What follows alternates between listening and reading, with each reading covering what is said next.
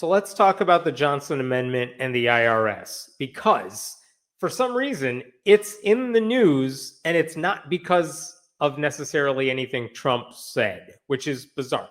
So here's the thing you need to know. I know most of you watching this probably understand this already, but the way the Johnson Amendment works is it says it's an IRS rule that says if you're a nonprofit group, the country likes nonprofits. They're not trying to make money out there. They're just trying to advance a cause, provide a service to people. So the benefit, if you want to start up a nonprofit, is that you don't have to pay taxes. And that includes churches. Now, it's the IRS says very clearly, and this is what the Johnson Amendment is that the price you pay for not having to pay taxes is that you don't get to really play politics, in that you can't tell people how to vote. Planned Parenthood cannot say, don't vote for the Republican.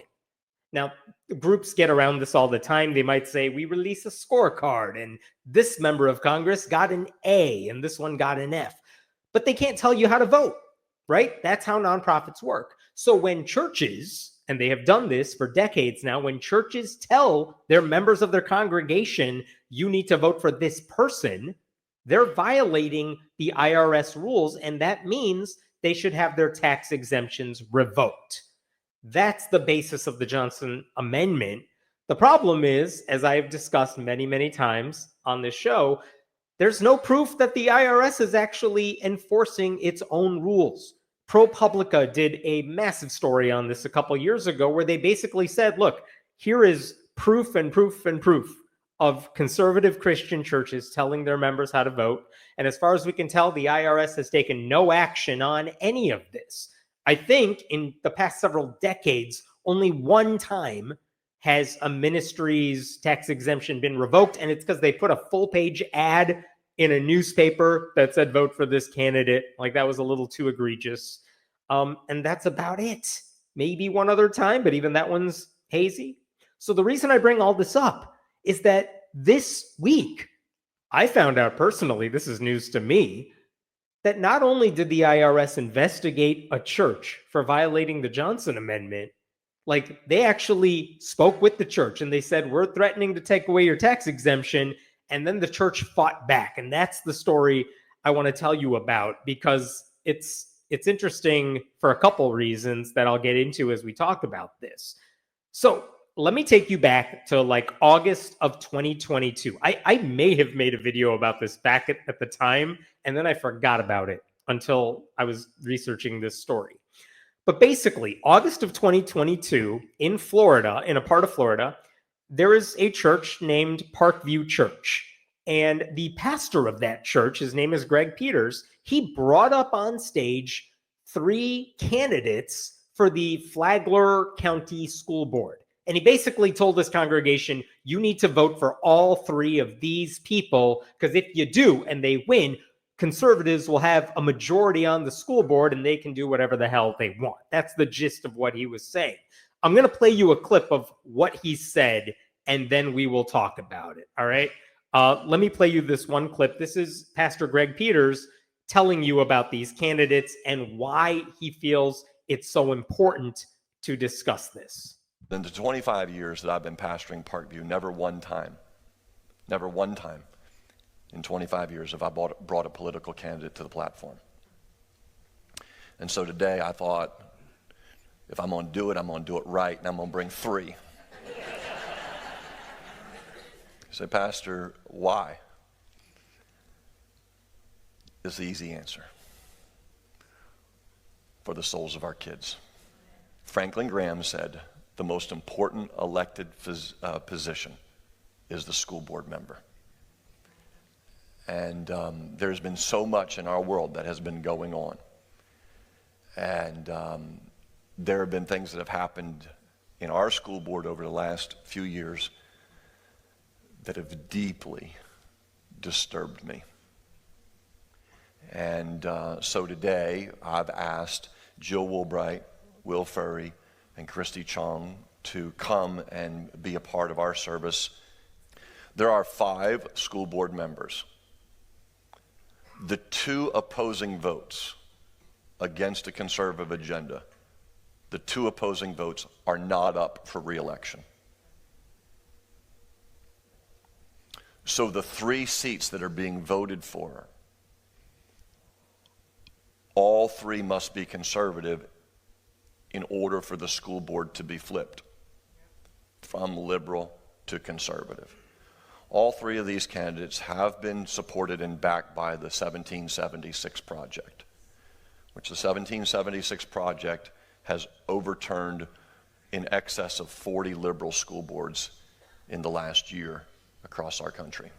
They will rise up against a woke agenda, and they will seek to promote truth as it is spelled out clearly in your word. So that's what this guy talked about during his church service in 2022. What was he doing? That was a campaign rally. That wasn't like a random sermon that he just happened to talk about issues in the community. That was a campaign rally that took place during a church service. All right. And then, by the way, after he finished saying what he just said, he gave the mic over to those 3 candidates so they could make their pitch to the congregation for why you should vote for us. And none of them talked about like real issues. By the way, the pastor mentioned the 1776 Project. That's a right-wing political action committee that opposes educating children about systemic racism in American history, and they would rather promote this whitewashed, misleading version of what our past was like. And also, based on those candidates' statements, when they finally spoke, you get the idea that their only qualification to be on the school board is that they are devout Christians, because they weren't talking about real issues there. Okay. By the way, it's not like their opponents were anti-Christian. They were Christian too. But one of the ladies, the one closest to the pastor in that video wearing the red, her name was Jill Woolbright. She was the only incumbent on the school board running for re-election. The other 2 were brand new candidates. The pastor never mentioned that Jill Woolbright twice rejected a proclamation denouncing hate groups, that she filed a criminal complaint against the district superintendent because she wanted to ban a book and he said no. And also he didn't mention that she responded to the COVID crisis by taking the side of COVID. So this is what this dude did during his church service. And I want to play for you one other thing, because the point is, this guy knows that what he is doing violates the IRS rules. Like, so he's just going to go all in and say, I am telling you who to vote for. In fact, I was telling them, I've had more people this time around ask me, Pastor, who should we be voting for? Who should we consider voting for? And I've had a lot of people reach out to me. If you need a little bit more advice, because I know so many of you are new, Greg at Parkview Life is my email. I'm more than happy to help. But from our platform, I wanted you to meet Jill and Will and Christy. And I want you to be praying for them and understand the critical importance of this school board election in particular. Again, there is no ambiguity about what he was doing. He is telling the congregation how to vote. At the time, 2022, I wrote about that service. I wrote about why that was an egregious violation of the Johnson Amendment. And I know that when I posted about that, all the responses in the comments on social media, all the comments on Reddit were all like, report this to the IRS. Here's the link. As individuals, we can tell the IRS they should look into this. And I'm sure a lot of people filled out those forms. In addition to that, groups like the Central Florida Free Thought Community wrote a formal letter to the IRS saying, you need to look into this. But it's not like the IRS ever responds to you and says, hey, thanks for your email. We'll get right on that. You send it, and then it goes into a void, and you have no clue what happens. And this is why it's so frustrating, because we have no clue if the IRS is actually investigating any of these churches. You send them a warning. You say, look, here's proof. I've said this before, too. For many years, there was a thing called Pulpit Freedom Sunday, where a lot of conservative Christian pastors videotaped themselves endorsing candidates from the pulpit and then directly mailed video cassettes to the IRS saying, look what we did. Come after us. We dare you. Because they wanted to take this to court because they don't think the Johnson Amendment is legal. But again, the IRS never did anything about it. Okay, so that church I just showed you, all that stuff happened. Pastor endorses the candidate. Well, that one lady who was one of the school board, the incumbent, Jill Woolbright, she actually was doing a little road trip that weekend. She went to several churches that weekend to make her pitch. And this is actually the more important church that she went to. She went to a second church called New Way Church, also in Flagler County. And I'm not going to play for you this clip only because it's like 8 minutes long. But I will tell you, in her speech to the congregation at that place, she talked about the satanic warfare she's been fighting while on the school board because they don't have a conservative, God-fearing majority. And you might ask, what is she talking about? What's the satanic warfare? She gave an example of it. You want to hear this? The satanic warfare, for example, is that she heard a high school student had to fill out a questionnaire that asked them, what pronouns do you prefer to be called? And who is allowed to know your preferred pronouns? Because maybe for some kids, they don't feel comfortable talking to their parents about it. And so they say, my friends can call me this, but I don't like other people knowing about it. I don't know what the nature of that survey was, if it was voluntary or not, but this is what she's fighting against, this horrible warfare involving pronouns. Oh no, they're going to probably ban all the English classes. So at that particular service, while I'm not going to play for you video, there was a local news report about it. And check out what the pastor said. Woolbright spoke at both Parkview, the church I showed you first, and New Way, reserving her most extreme comments for New Way, where Pastor Richard Summerlin invited her to stage saying, I don't, care about 501c3s and all that stuff. Like he's practically admitting, listen, I know what the IRS says I'm allowed to do and not allowed to do. I don't care. I'm going to endorse this woman anyway. Like that's the thing about these churches. It's not an accident. They're not saying, oh, but my friend was running for office. I didn't know I wasn't allowed to endorse her. They totally know what they are doing is wrong. But apparently in their religion, it's okay to break the laws and lie for Jesus as long as it's for a good cause. You know what I mean? So, I would also point out that in that very same article, the local newspaper, they reached out to the other school board candidates. And this is interesting. One of the people running in the school board race, her name is Courtney Vandebunt. She said she did not get any invitations to churches. Like, it's not like these pastors invited all the candidates on stage. They invited the 3 that they wanted to win and nobody else. Again, more evidence this was an endorsement. Check this out.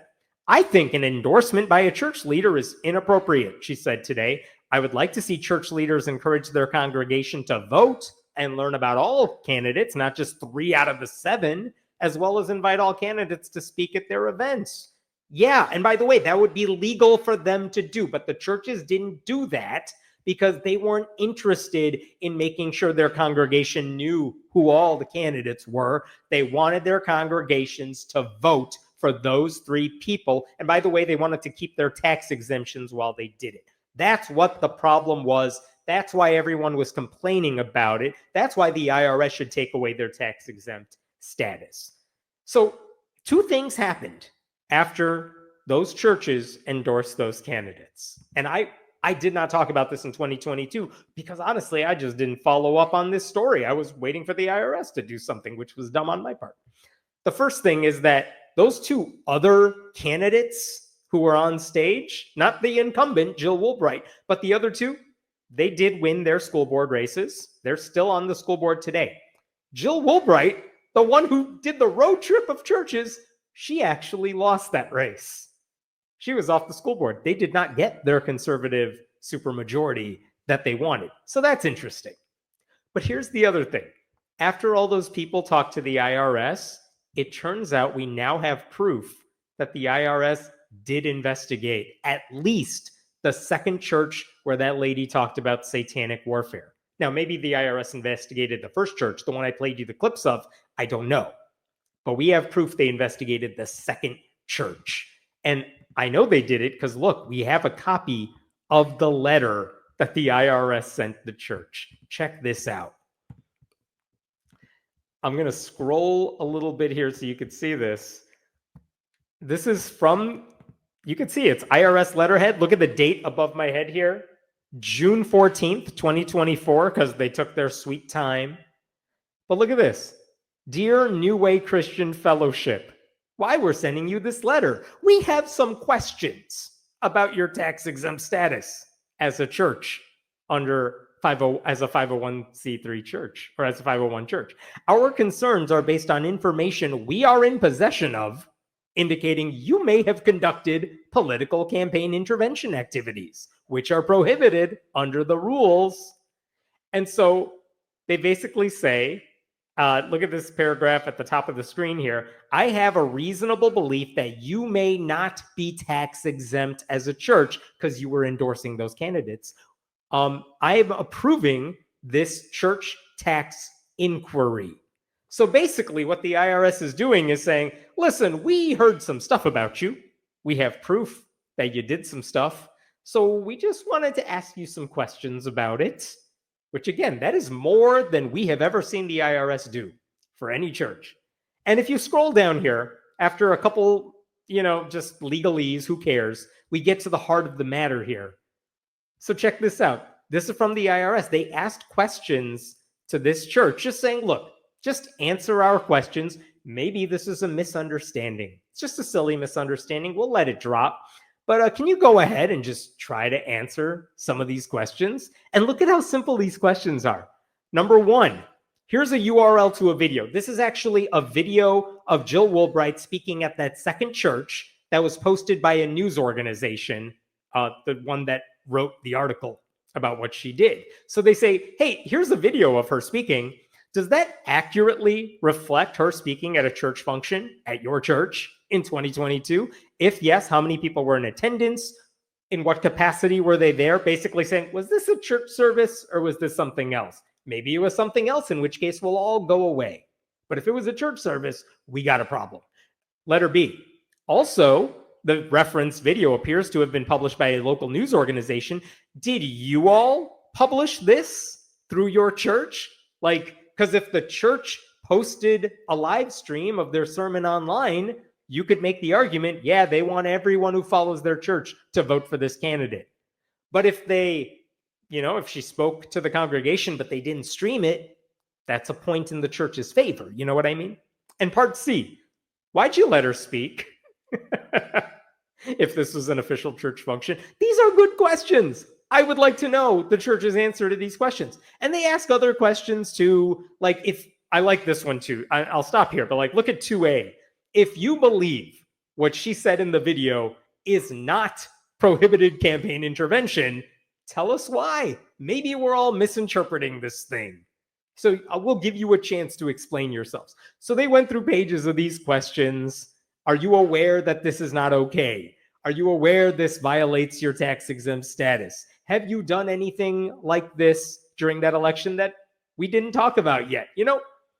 These are all very good questions. And I cannot believe the IRS actually asked them, because this is what church-state separation proponents have been wanting the IRS to do forever. So they did it. That's amazing. But that's just asking the question. That doesn't mean the IRS is actually doing anything about it, right? So we also have a follow-up to this, which is that the church did not respond to that letter. Instead, they tattletale. They went to their friends at the right-wing legal group First Liberty Institute, and First Liberty got in touch with the high-profile white-collar conservative law firm Jones Day, which is a massive multi-gazillion-dollar legal firm that now works for Trump. Those two groups got together and they wrote a response to the IRS that basically boils down to, how dare you ask this church about what it is that they do? So this is the response that the church's lawyers sent back to the IRS. We represent New Way Christian Fellowship. I'm not gonna read all this, but look at this. At the very bottom. Here we go. Moreover, we are concerned that the IRS's inquiry into New Way is selective and inconsistent with the policies and practices of the sitting Biden-Harris administration regarding political candidates speaking at houses of worship. For these and other reasons explained more fully below, New Way respectfully requests that you shut this shit down right now. Like, the lawyers are telling the IRS, you all need to go away. How dare you ask us anything about any of this? And without getting into the legalese part here, let's just look at their answers to the questions, because they spent a lot of time explaining why they don't believe the Johnson Amendment should be legal. But look at this. Number 1, responses to the IRS's inquiry. So, like, part A, you know, how many people were in attendance? Was this a church service? Tell us about this video that we just saw. Look at their answer here after this. As explained above, the First Amendment, I'm paraphrasing, but like the First Amendment says you're not allowed to ask us about what we preached about in church. You should never have opened this inquiry. How dare you? And look at the last sentence of that top paragraph. New Way therefore objects to providing any response to question 1. You shouldn't be allowed to ask us these questions, so we're not answering them. They go on for a while like this. Number 2, just look at their answer for number 2. Here's the question, here's their answer. As explained above, we don't believe you should be asking us this question. New Way therefore objects to providing any response to question 2. And we refer you to our answer in question 1, which said, shut up and go away. What's the answer to number 3? Oh, it's the same thing. We object to answering question 3. Go see what we wrote for number 1. They do the same thing for 4, and they do the same thing for 5, and they do the same thing for 6. And at the very end of all this, look at this. This is just the audacity of these people. We trust that this response will be more than sufficient to facilitate the closing of this inquiry. So the lawyers for the church are saying, you're not allowed to tell us anything. You're not allowed to question the way we had totally endorsed candidates from the pulpit 2 years ago. How dare you? And they just want the IRS to go away. Now, one thing I will say is that the conservative lawyers pointed out that this also happens with liberal churches. In fact, in 2020, leading up to that presidential election, I believe they said something like Kamala Harris, some black churches endorsed Kamala Harris. And you know what? I think there was proof of that happening. That's true. And that should not happen. And that church should also lose its tax-exempt status. But if we're playing this apples to oranges game, endorsing candidates happens a lot more frequently on the conservative side. And it is ironic to me that they're like, well, you let Democrats get away with it. Well, if your argument is everyone should get away with it, who cares who did it? I don't know why you're like, well, they did it over there too. And here's all the church-state separation people saying, yeah, punish all of them for doing this. So this is what the lawyer said to the IRS. It's very annoying. And the reason I bring all this up now is this is what just appeared on First Liberty's website this week. IRS closes investigation of church after attorneys with First Liberty Institute step in. First Liberty announced that the IRS said, we're not going to ask you any questions. We're just going to go away. Let's pretend this all never happened. And you could see the quotations from the lawyers here. First Amendment rights don't end when a pastor, church member, or even a political candidate steps on the platform of church. You know what that's called, by the way, what he said right there? That's called an admission. They're admitting they endorsed a candidate during a church service on stage. And their argument is, too bad, so sad. What do you want from us? And then this guy from First Liberty says, we are pleased that the IRS not only closed its investigation, but affirmed that this church's activities of praying for political candidates during church service do not threaten its tax-exempt status. Let's just stop there for a second. You're telling me, I get that the IRS closed the investigation, but you're saying they affirmed that what you did is okay? Really? That would be shocking. Are you telling me the IRS says the Johnson Amendment is no longer in effect? I would like to know more about that. But the second thing is, look at what this guy, this motherfucker, what did we do? We were just praying for political candidates. No, they weren't. Again, these people just lie all the time because they are Christian and they think they can get away with it. They were not praying for the candidates on stage. No one cared. No one would care if people said a prayer for the candidates. That's not what this is about. They endorsed the candidates. They told the congregation how to vote. That's what people are mad about. And these asshole lawyers are like, these people are just mad at us because we prayed for some people. No, they're lying. They're conservatives, so it's what they do, but that's a lie. No one cares about prayer. And then the Jones Day guy says the same thing. We're grateful that the IRS has recognized that this fundamental freedom applies when Americans come together in worship service. It's about endorsing a candidate. What the hell? What the hell? So I was curious, what did the IRS actually say? And they did post the letter from the IRS. I'll show you the entire thing because it's like one sentence long. It's just that top paragraph. Dear New Way Christian Fellowship, we recently asked you about some stuff. Yeah. I got it. And look at this. It's the next paragraph. We determined that your organization's activities continue to allow you to be exempt from paying federal income tax under the 501c3 rules. That's all they said. Now, is the IRS saying you are allowed to endorse candidates? No, they are not. Are they saying the Johnson Amendment is not in effect? No. They're just saying, look, whatever it is you did, fine. We're going to pretend this never happened. We won't question it. They didn't say the church endorsed a candidate and the IRS is ignoring it. They're just saying we're ignoring it. And maybe the rationalization here is what you did technically didn't cross the line, but you were like dancing on the border. I don't know. The IRS doesn't explain. The IRS never explains. But the bottom line is that the IRS folded. They are just shutting down the inquiry. It's frustrating. I mean, I don't know what to do with that. At that point, all you do is throw your hands up and surrender because the system is not working.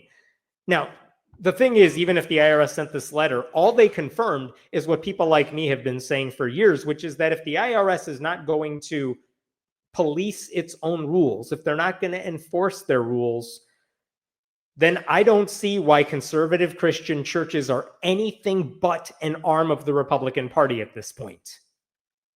Like, just admit it. Christian pastors should just admit it is more important to them to get Republicans elected than to spread the gospel, because they clearly do not care about the latter. They are using their platforms to talk about Republican candidates and Republican policies and things like that. So in a way, we're right back to where we started. No one seems to know if the Johnson Amendment is still in effect. Like, it is still on the books. Donald Trump can say he got rid of it all he wants, even though he never did. The IRS can say they're investigating violations. And now we know they've at least sent one letter, but they didn't do anything with it. So I don't know where that leaves us. Like, all of these churches are basically telling their congregations the only way you can be a good Christian is if you vote for these conservative Christian candidates. By the way, they're all Republican all the time. I mean, pastors can always endorse candidates in a private, personal capacity. The only thing they can't do is use their tax-exempt pulpit to tell people how to vote, but that's the only thing they want to do because the government says you can't do it.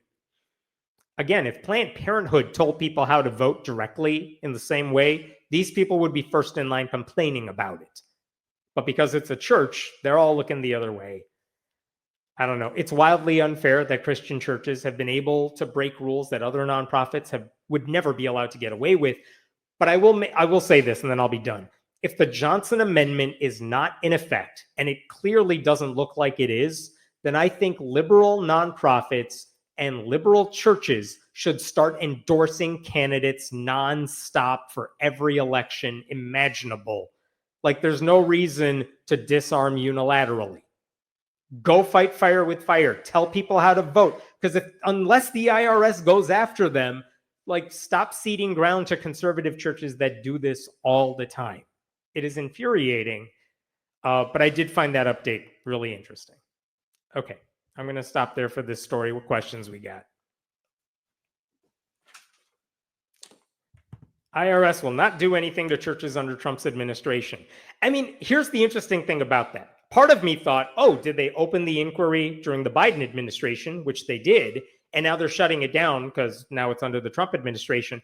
I believe if you look at who signed off on the letter that said we're shutting down the investigation, that is not a Trump appointee who signed that letter. That was a Biden, like she was around during the Biden administration, even if the IRS is run by someone higher up. So I don't know if this is a Trump thing that we're not going to investigate anything, or if this is just the IRS's policies. You know what I mean? So believe me, I don't want to give any credit to the Trump administration. Like, I totally want to blame the Trump administration for this, but it's possible this is just how the IRS works at this point and has been working for a long time.